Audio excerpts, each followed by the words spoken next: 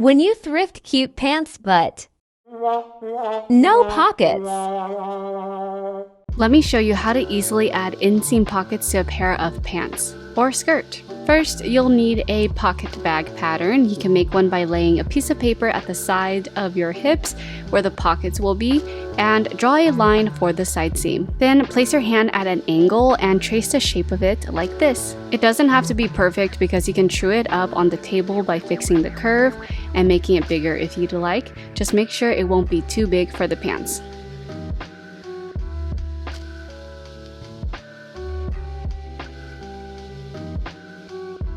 I highly recommend these erasable markers if you're a messy drawer like me. I'll link it in my sewing supplies list in my bio.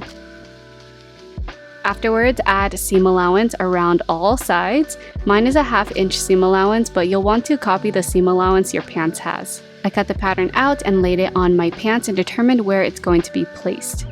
Then seam rip the side seam big enough to comfortably sew the pockets in. Try not to seam rip too close to the waistband because it'll get trickier to sew under your machine.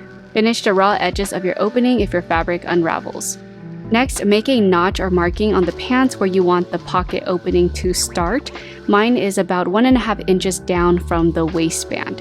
Then cut your pocket bags out of new fabric and make notches on them as well along the side seam. My notches are where the lines intersect here on my pattern. Make sure to also finish the raw edges of all your pocket bag pieces, and then you can match up the notches and evenly pin each pocket bag piece right sides together to the pants.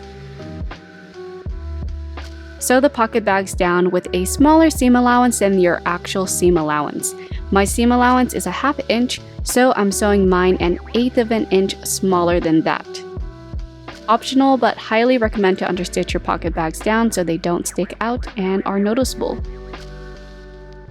Now we can tuck the pockets into the pants and turn the pants inside out.